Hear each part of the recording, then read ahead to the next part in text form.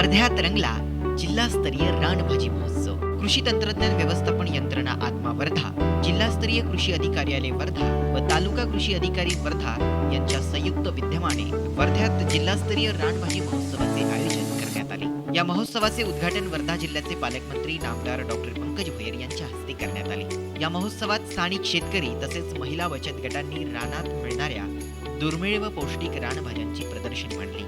वर्धा जिल्ह्यातील नागरिकांनी या जिल्हास्तरीय रानभाजी महोत्सवाला उत्तम प्रतिसाद देत रानभाज्यांचा आनंद घेतला।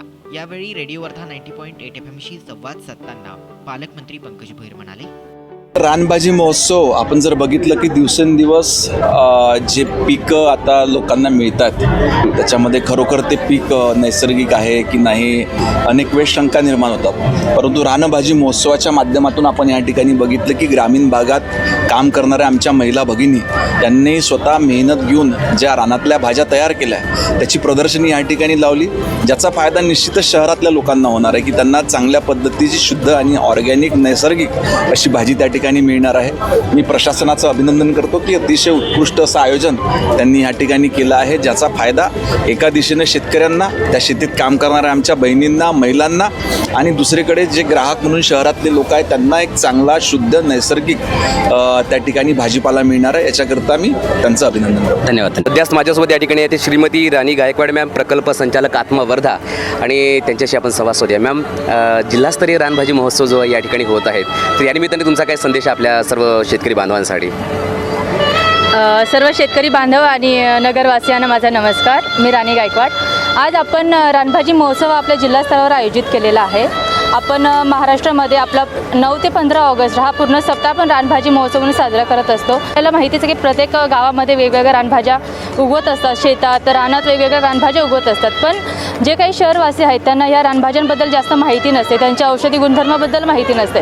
तर त्याचीच माहिती होण्यासाठी, त्यांच्या औषधी गुणधर्म सर्वांपर्यंत पोहोचण्यासाठी आपण हा रानभाजी महोत्सव आयोजित करत असतो, ज्याच्यामधून आपल्याला वेगवेगळ्या रानभाज्यांची माहिती लोकांपर्यंत पोहोचवता येते। जिल्हास्तरीय रानभाजी महोत्सव 2026-27 मध्ये आपलं स्वागत आहे। आमची रेडिओ वर्धाची टीम या ठिकाणी आलेली आहेत आणि जी मंडळी या ठिकाणी उपस्थित आहेत, शेतकरी बांधव आहेत जे रानभाजी घेऊन या ठिकाणी आलेले आहेत, त्यांच्याशी आपण बातचीत या ठिकाणी करूयात। नमस्कार। नमस्कार। कुठलं बियाणं आपल्याकडे आहेत सध्या आणि त्यानिमित्ताने आपल्या शेतकरी बांधवांसाठी तुमचा काय संदेश असेल? माझ्या शेतकरी बांधवासाठी एकच सांगणं राहील का आता जो diabetes, polio, heart attack, blood pressure हे जो रोग आले ना हे संकरित बियाण्यामुळे आले।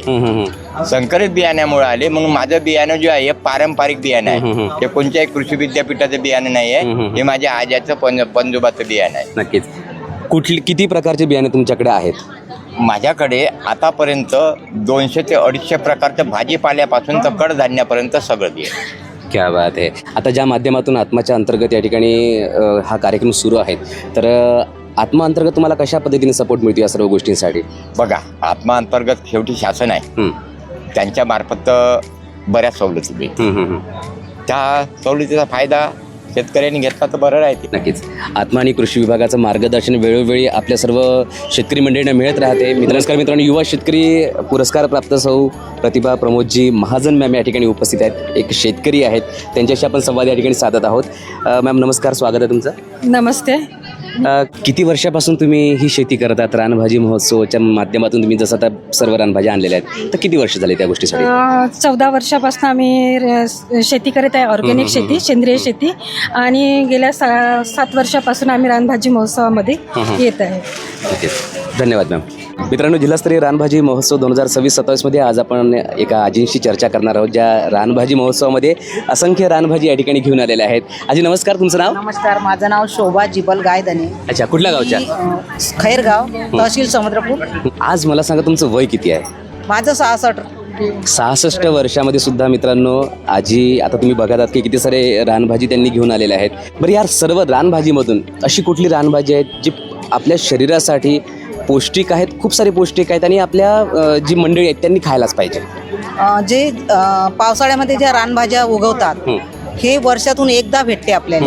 मग वर्षभर तर आपल्या मेथी भाजी, सगळ्या देशी बियाणे भेटते, पण हे जे बियाणं हे आहे भाजी हे खूप चांगली असते, कारण शरीरासाठी जे कुकुट आहे समजा आपण रात्री संध्याकाळी आपण त्याचं जेवण केलं तर सकाळी आपलं पोट साफ होऊन जाते.